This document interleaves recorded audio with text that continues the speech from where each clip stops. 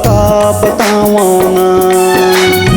मोर मन के पीड़ा तोला का बतावो, मोर मन के पीड़ा तोला का बतावो। का बतावो तोला का बतावो ना। का बतावो तोला का बतावो ना। मोर मन के पीड़ा तोला का बतावो ना। मोर मन के पीड़ा तोला का बतावो ना। आँखी माँ झूलत रही कछ, आँखी माँ झूलत रही कछ, तरसत है मोर चोला। मोर मन के पीड़ा तोला का बतावो ना। मोर मन के पीड़ा तोला का बतावो ना।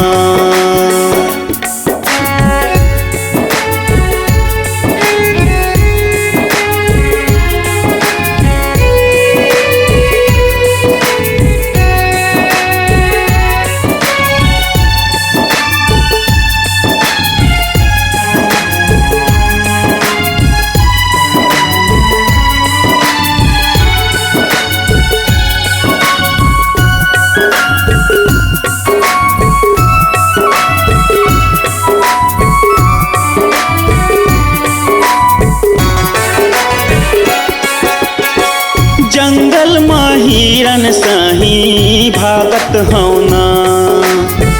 बिना पानी कस मछली तड़पत हौ ना।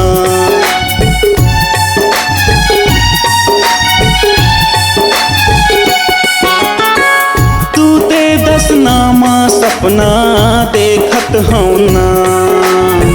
पाहू की नाही तोला घूनत हौ ना। आँखी माँ झूलत रही कछ, आँखी माँ झूलत रही कछ, तरसत है मोर चोला। मोर मन के पीड़ा तोला का बतावो ना। मोर मन के पीड़ा तोला का बतावो ना।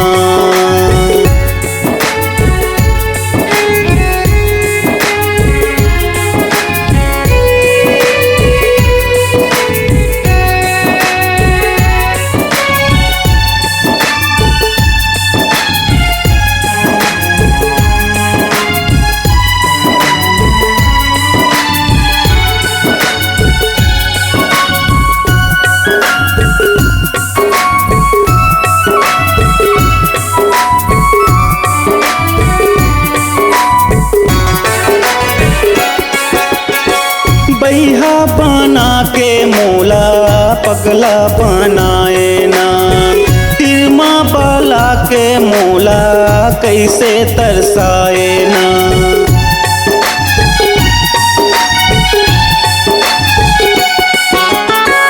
एती होती मैं हाँ घूमत हौ ना। मन के दर्पण माँ तोला देखत हौ ना।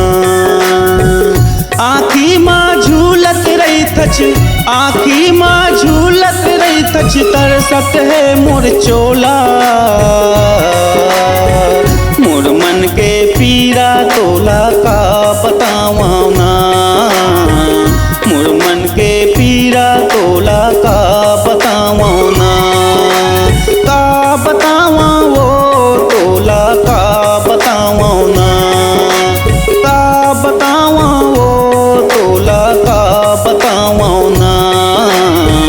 मोर मन के पीड़ा तोला का बतावो ना।